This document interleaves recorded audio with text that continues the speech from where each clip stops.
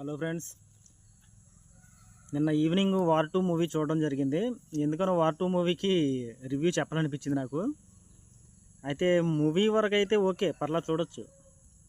కాకపోతే డైరెక్టర్ మరి ఏమనుకున్నాడో మన ఎన్టీఆర్ గారితోనూ మన హృతిక్ రోషన్ గారితో వాళ్ళు ఏమైనా సూపర్ పవర్స్ ఉన్న హీరోస్ అనుకున్నాడేమో. ఒకవేళ సూపర్ మ్యాన్ కానీ, మన బ్యాట్ మ్యాన్ కానీ ఇలా ఉన్నారు కదా చాలామంది, స్పైడర్ మ్యాన్ కానీ, అలాగే సూపర్ పవర్స్ ఉన్న హీరోస్ అలాగా ఆ వేలో చూపిస్తే పోనీ పర్లేదు, బాగానే ఉంది. వాళ్ళు ఏంటంటే సింపుల్గా ఒక హీరోస్ మాత్రమే, వాళ్ళని తీసుకెళ్ళి సూపర్ పవర్స్ హీరోస్ లాగా.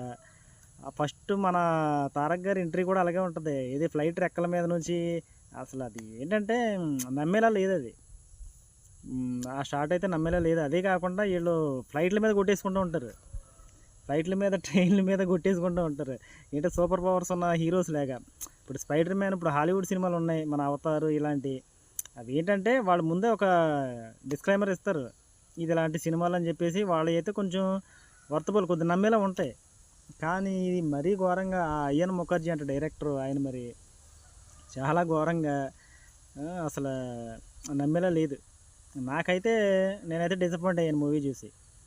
నేను అనుకుని వెళ్ళిన కంటెంట్ కన్నా మూవీలో ఉన్న కంటెంట్కి చాలా డిసప్పాయింట్ అయ్యాను. ఆ షాక్ ఏంటంటే అసలు వాళ్ళని అలా పైకి ఎక్కి కొట్టుకుంటాం, ఫ్లైట్లో కొట్టుకుంటాం, ఇవన్నీ ఏంటంటే చాలా షాక్ అయిన విషయాలు అనమాట. అవి ఎందుకు తీస్తారో ఏంటనేది కూడా అర్థం కావట్లా సినిమాలు. అసలు మూవీ మీద ఉన్న హైపు నిజంగా చూస్తే చాలా హైప్ అనమాట అది. అంత హైప్ మీద ఉన్న మూవీని ఇలాగ చెడగొట్టేయడం అసలు ఎందుకైనా కూడా నాకు అర్థం కావట్లా. ఆ కీరా అద్వానీ ఉందంటే ఇంకా ఆవిడ క్యారెక్టర్ ఏంటంటే హీరోయిన్ క్యారెక్టరు జస్ట్ ఏదో మూవీలో ఉంది అన్న పేరుకే ఉంది, కానీ ఏదో జస్ట్ అలా ఉంటుంది అంతే, ముందు వెళ్ళిపోద్ది. కాకపోతే హృతిక్ రోషన్ గారిది, ఎన్టీఆర్ గారిది మధ్యలో ఫైట్ సీన్లు అయితే సూపర్ ఉన్నాయి, చాలా బాగున్నాయి. ఫైట్ సీన్స్ బాగున్నాయి. ఒక సాంగ్ ఉంది, ఆ సాంగ్ కూడా మనం ఏదో మూవీ అయిపోయిన తర్వాత వచ్చి వెళ్ళిపోద్ది, లాస్ట్ని వస్తుంది అని అనుకునే కన్నా ఫస్ట్ హాఫ్లోనే వస్తుంది. పర్లా, ఫస్ట్ హాఫ్లోనే వస్తుంది, కానీ చూడొచ్చు కరెక్ట్ టైంకి. అది మరీ ఏదో పెట్టినట్టు ఉండదు, కానీ జస్ట్ మిడిల్లో ఏదో ఒక దానికన్నా ఒక రీజన్ ప్రకారంగానే ఆ సాంగ్ అనేది వస్తుంది. సో మూవీ అయితే నాకు యావరేజ్ అని చెప్పాలి, మరీ అంత హిట్ కూడా కాదు. కాకపోతే చూద్దాం ఎంత కలెక్ట్ చేద్దాం ఏంటనేది. హిందీలో హృతిక్ రోషన్ గారి క్రేజు, మన తెలుగులో ఎన్టీఆర్ క్రేజు, ఈ ఇద్దరి మధ్య ఏమైనా క్రేజ్ వల్ల సినిమా ఏమైనా లాగితే లాగాలి తప్ప స్టోరీలో అయితే దమ్మేం లేదు.